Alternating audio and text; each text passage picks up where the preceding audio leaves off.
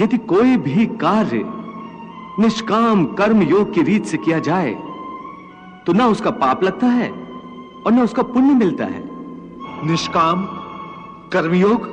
हां, निष्काम कर्मयोग। ये कौन सा योग है माधव जो मनुष्य को पाप और पुण्य दोनों से मुक्त कर देता है? ये एक गूढ़ विद्या है पार्थ। जो इसके रहस्य को समझ लेता है वो इस संसार में रहते हुए भी, संसार के सारे कर्म करता हुआ भी कर्म फल के बंधन से मुक्त रहता है।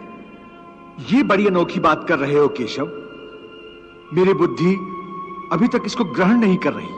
क्योंकि तुम्हारी बुद्धि पर अभी तक आसक्ति का पर्दा पड़ा हुआ है।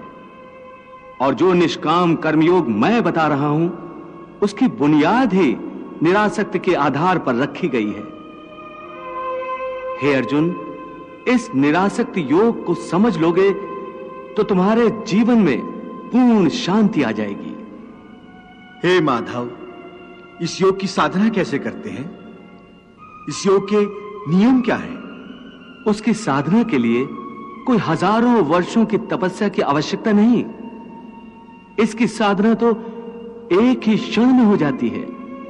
एक ही क्षण में? हां, एक ही क्षण में।